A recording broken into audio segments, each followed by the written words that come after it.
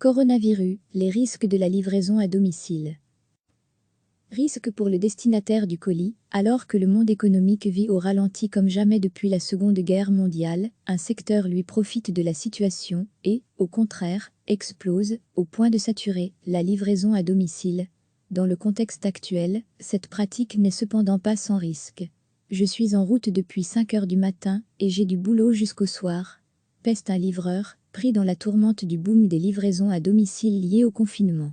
Il a reçu des consignes, respecter les distances sociales, ne pas donner et reprendre un document, un BIC ou encore un terminal de paiement, chez Poste, comme dans bien d'autres firmes spécialisées dans l'envoi de colis, les modalités de livraison ont été revues.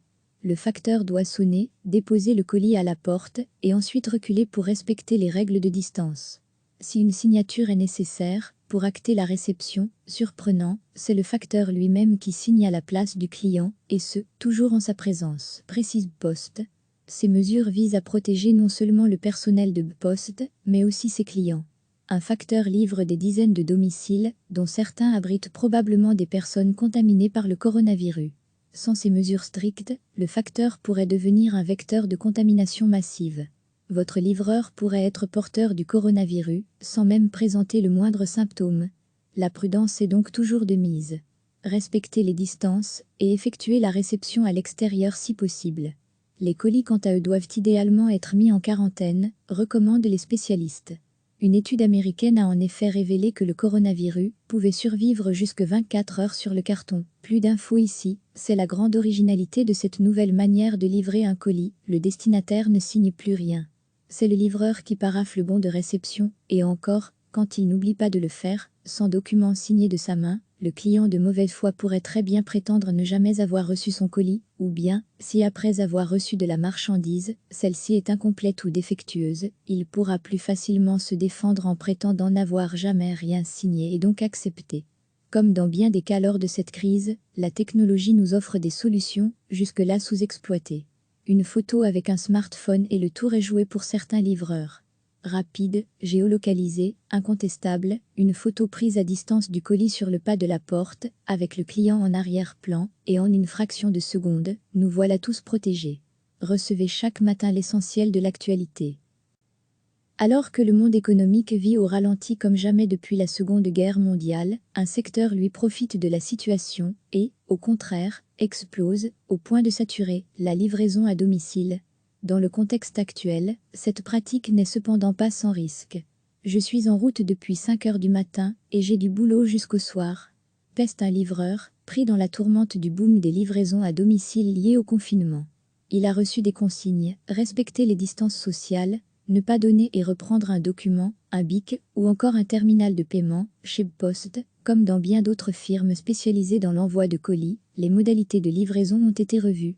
Le facteur doit sonner, déposer le colis à la porte et ensuite reculer pour respecter les règles de distance.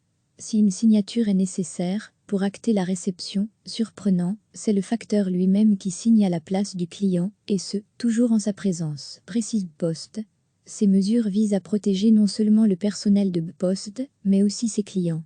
Un facteur livre des dizaines de domiciles, dont certains abritent probablement des personnes contaminées par le coronavirus. Sans ces mesures strictes, le facteur pourrait devenir un vecteur de contamination massive. Risque pour le destinataire du colis, votre livreur pourrait être porteur du coronavirus, sans même présenter le moindre symptôme. La prudence est donc toujours de mise. Respectez les distances et effectuez la réception à l'extérieur si possible. Les colis quant à eux doivent idéalement être mis en quarantaine, recommandent les spécialistes. Une étude américaine a en effet révélé que le coronavirus pouvait survivre jusque 24 heures sur le carton. Plus d'infos ici. Risque pour le fournisseur, c'est la grande originalité de cette nouvelle manière de livrer un colis. Le destinataire ne signe plus rien.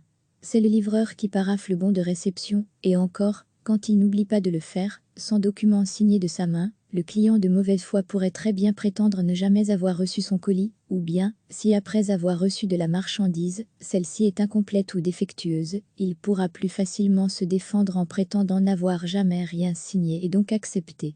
Comme dans bien des cas lors de cette crise, la technologie nous offre des solutions, jusque-là sous-exploitées. Une photo avec un smartphone et le tour est joué pour certains livreurs.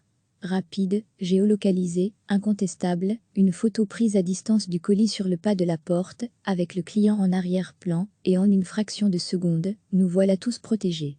Cliquez sur s'abonner pour recevoir les dernières nouvelles.